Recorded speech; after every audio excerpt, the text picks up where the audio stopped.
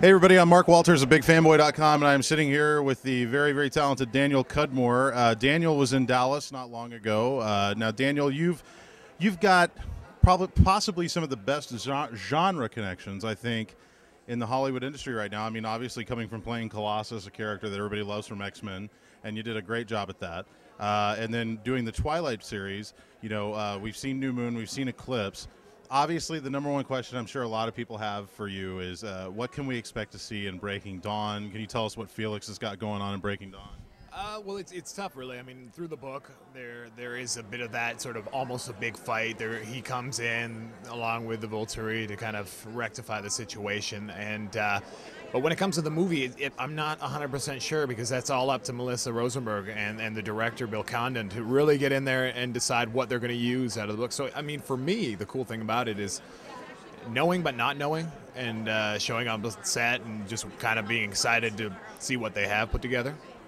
Talk about working with Bill Condon, because I think this guy seems like a really interesting choice for director, and that's one of the things I think that's great about the Twilight series is kind of the mixing up of directors that they've had so far. Talk about him. Yeah, well, I mean, he comes from a sort of different area. I mean, he's 9, you know, and a very sort of musical films, and I think the great thing about the way they've gone about having a new director every single time is a great thing, because the fact that the director now has its own, you know, each book, each movie is their own little baby.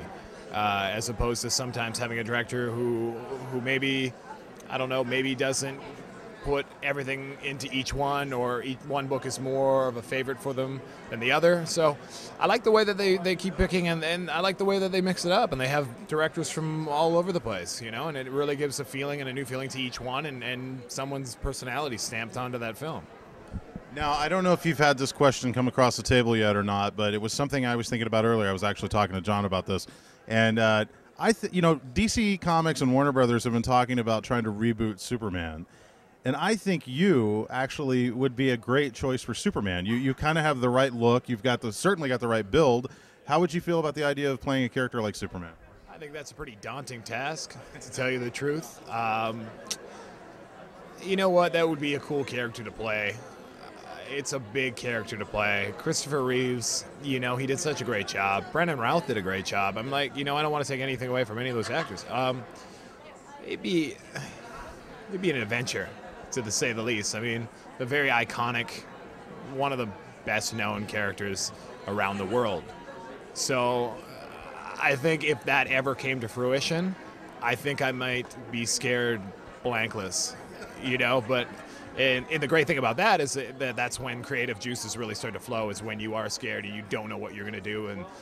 But I mean, yeah, if that ever came down the pipe and that happened, that would be, I think, life-changing, you know. But a very cool character, and I think it would be, you know, my own time spent with that character trying to bring more of whatever to life and what I think it is and stuff like that. So it'd be a lot of fun. Now, you're obviously part of a very popular and very interesting franchise. Do you yourself have anything that you're really into that is kind of genre related? Do you collect comic books? Is there something that like is real passionate for you to do on your own? I used to try to collect comic books, but I never had any money.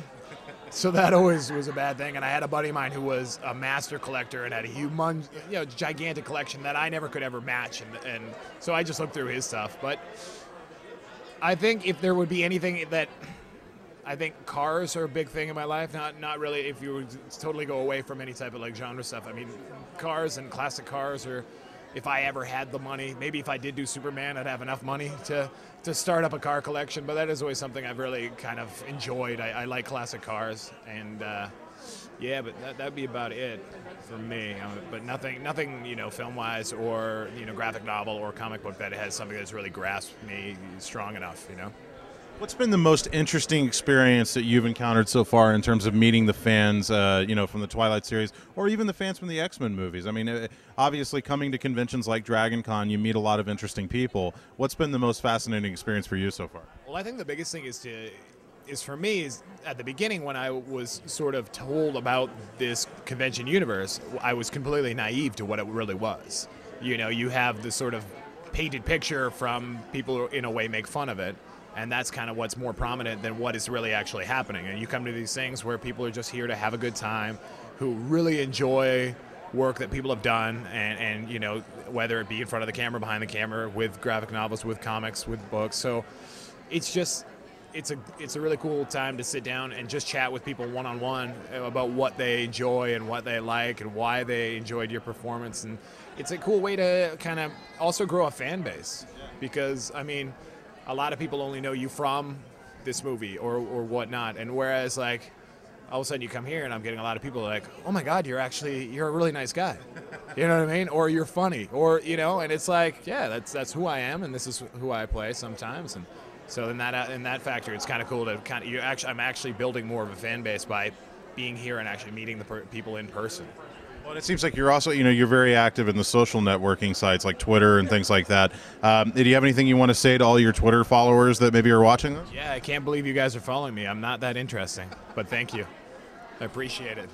And Daniel, do you have anything coming up that we should know about outside of Breaking Dawn? Yeah, well, I did a little bit of a one-day part on a upcoming sort of an independent film by a Canadian director, a film called Night for Dying Tigers, but it's just a smaller part, one-day kind of player.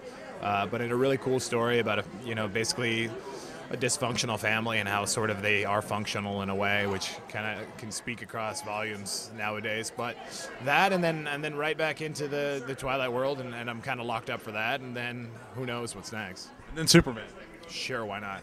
Yeah, give them a call. Give the producers a call. That's right. DC Comics, listen up. Daniel Cudmore, man, dude, you really are like one of the nicest guys I've ever met. Seriously, man. I appreciate it, bro.